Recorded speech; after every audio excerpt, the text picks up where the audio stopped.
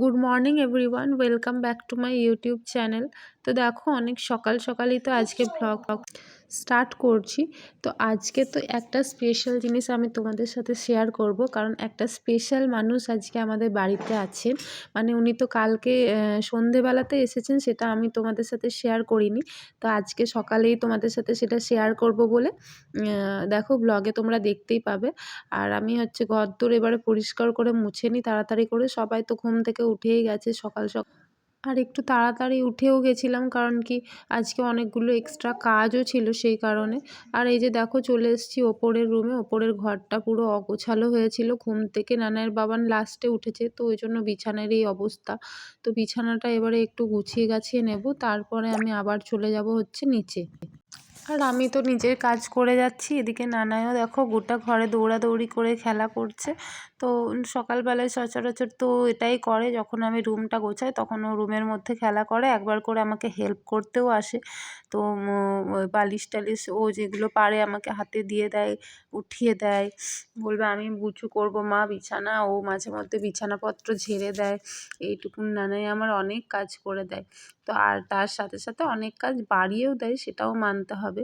আর বাড়িয়ে দিলেই বা কী করবো, ওই যে ছোট্ট ছোট্ট হাত, ওই ছোট্ট ছোট্ট হাতে যদি আমার দুটো কাজ করে দেয়, আমার জীবন তো তাতেই ধন্য। জানি না হাতগুলো যখন বড় বড় হবে তখন আমার হেল্প করতে এগিয়ে আসবে কি না, দেখাই যাবে সেটা। তো যাই হোক, চলো, আমার দেখো বিছানা তো গোছানো হয়েই গেছে।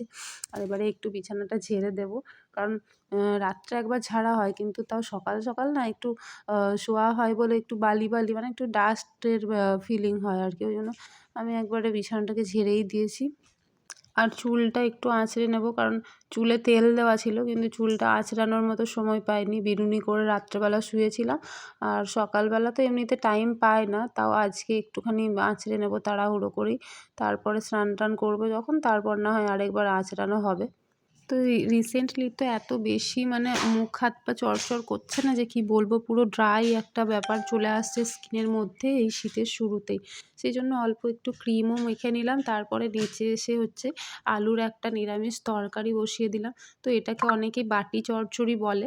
আর আমি এটা খেতে খুব পছন্দ করি, মানে মশলা টশলা কিছুই থাকে না তেমন, একটু কালো জিরে দিয়ে আর অল্প একটু আদা এসব দিয়েই করা হয়। তো খেতে কিন্তু বেশ ভালো হয় এটা এমনিতে, মানে রিচ নয় কিছু নয়, রুটির সাথে বা লুচির সাথে খেতে খুব ভালো লাগে। তো এটা তোমরা নিশ্চয়ই জানো সবাই। এটা কিন্তু বাঙালি বাড়িতে বিশেষ করে সকালবেলাকার তরকারি বলতে এটাই হয়ে থাকে। আর গরম গরম রুটি তো এর সঙ্গে রয়েইছে, তো ভাবলাম যে আজকে রুটির সাথে অল্প একটু তরকারিও করি, কারণ প্রতিদিন তরকারি করার মতো সময়ও হয় না, আর বাড়িতে তেমনভাবে যে সবাই তরকারি খেতে চায় সেটাও না। তাই তরকারি টরকারি সকালবেলা মানে ব্রেকফাস্টে মাঝে মধ্যেই করা হয়। আর না হলে এইরকমই সবাই চা দিয়ে খেয়ে নেয়। আর তারপরে হচ্ছে যে দুপুরবেলা আমাদের রান্নাবান্না হয়। তো মাঝে মধ্যে করা হয়, এমন না করা হয় না। কখনো কখনো বাবা কাজের জন্য টিফিন ফিফিন নিয়ে যায়, তখন বাবার জন্য টিফিন বক্সে করে তরকারি রুটি এইসব করে প্যাক করে দিতে হয় আর কি। আর আজকে তো বললাম বাড়িতে একজন এসেছেন, তো দেখাবো চলো তোমাদেরকে কে আছে বাড়িতে আজকে। তো ভিডিওর সঙ্গে থাকো, তোমরা পুরোটাই জানতে পারবে, দেখতে পারবে। আর এই যে আমার এদিকে রুটি করা তো ডান, একদম সকাল সকাল টাটকা টাটকা গরম গরম রুটি। আর এদিকে দুধটা গরম করে রেখেছি। নানাই দেখো এখানে খেলে বেড়াচ্ছে, আর এদিকে কিন্তু অনেক জামা কাপড় বার করেছি, সেগুলো সমস্ত কাচাকাচি করতে হবে। আর এদিকে তো সবারই চাটা খাওয়া হয়েও গেছে, আর নানাইয়ের বাবান বেরিয়ে যাবে এবারে ডিউটির জন্য। আমি এখনও অবধি চা খাইনি, তো নানাইয়ের বাবান বেরিয়ে যাওয়ার পরেই খাবো। সকাল দিকটা অনেকটা বিজি শিডিউল থাকে, তো খাবার সময়টা মানে পরেই করি আমি আর কি। সবার আগে সব কাজ সারার আগে খাওয়া তো পসিবল হয় না, তো সেই কারণে। তো নানার বাবান যাওয়ার আগে অবধি ব্যস্ততা একটু বেশি থাকে। তো দেখো, নানাই তো আজকে বলছে আমাকে ঘোরাতেই হবে বাইকে করে, তো সেই কারণে চেপে পড়েছে। আর ওর বাবান বলল ঠিক আছে একটু সামনে থেকে ঘুরিয়ে আনি। এমনিতে কিন্তু ও লেট হয়েই গেছে অলরেডি, কিন্তু এত জেদ করছিল সেই কারণে ওকে নিয়ে গেল। আর এই যে দেখো, একটুতেই কিন্তু আমার নানাই সন্তুষ্ট, একটুখানি ঘুরিয়ে এনেছে জাস্ট, তাতেই ও খুশি। আর পুরো খাবারটা তখন খাইনি বলে মুখটা ধোয়ানো হয়। তো গাইস আমি যার কথা বলছিলাম, তো ইনি হলেন হচ্ছে আমার দিদা। তো দিদা শাশুড়ি, দিদি শাশুড়ি বলে, মানে আমার শাশুড়ি মায়ের মা। আর এদিকে দেখো সকাল সকাল কিন্তু জল চলে গেছে, এখন কিন্তু জাস্ট 9টা বেজেছে, মানে 7টার সময় জল এসেছিল, 9টার মধ্যে একদম জল চলে গেছে। আমার কিন্তু কাছাকাছি কিছুই হয়নি। তারপরে আমি কাছাকাছি করে নিয়েছি, আর এবারে হচ্ছে পুজো করার জন্য বসে পড়েছি ঠাকুরের কাছে। তো আজকে হচ্ছে মঙ্গলবার, তো আজকে তো আমি হনুমানজির কাছে 18টি প্রদীপ জ্বালাবো। আর সলতে মা বাজারে গিয়েছিল যখন কিনে এনেছিল, তাই আমাকে সলতেটা আর বানাতে হয়নি আলাদা করে। আর এদিকে ঘিয়ে শুধু ডুবিয়ে নিলেই হবে, তাড়াতাড়ি রেডি হয়ে যাবে, খুব একটা সময় লাগবে না।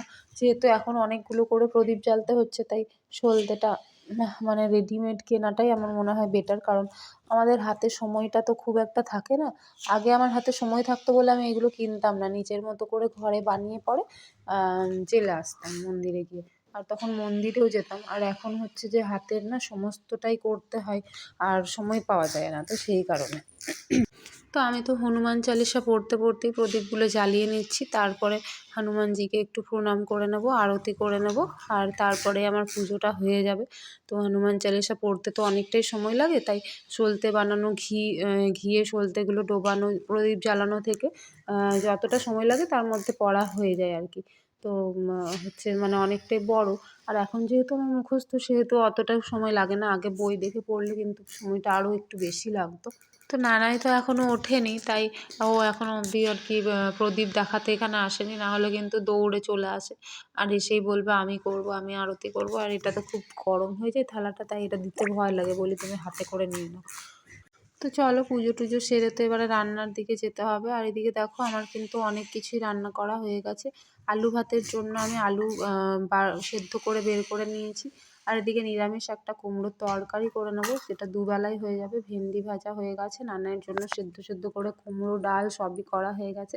আর দিদা দেখো খুব শান্ত মানুষ, কিন্তু চুপটি করে বসে থাকে, মাঝে মধ্যে এসে আমার সাথে গল্প করে। আসলে অনেকটাই বয়স হয়েছে, তো এখন না দিদা অনেক কিছুই ভুলে যায়, ওই জন্য আমাদেরকে একটা কথা বারবার করে জিজ্ঞেস করে।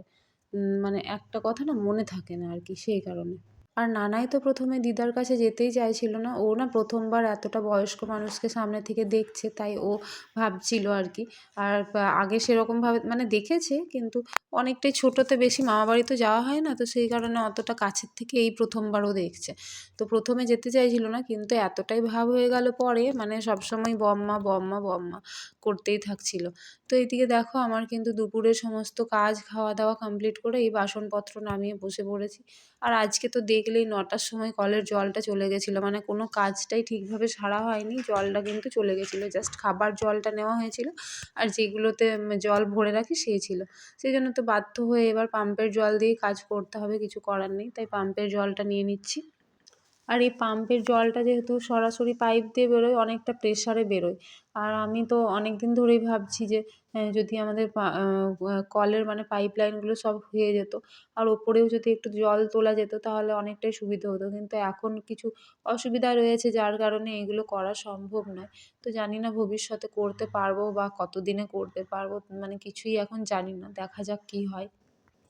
আর এদিকে বাসনপত্র ধুয়ে আমি তো চলে যাব হচ্ছে রুটি করার জন্য, তাড়াতাড়ি করে করতে হবে। আর এমনিতে দিদা এসেছে বটে, কিন্তু দিদার না একদমই খাওয়া দাওয়া নেই। তো কিছুই খেতে চায় না, যা জিজ্ঞেস করছি বলছে আমি সব খাবো, কিন্তু ঠিকভাবে কিছুই খাচ্ছে না। তাই ভাবছিলাম যে রুটি না করে একটু লুচি করে দিলে হতো।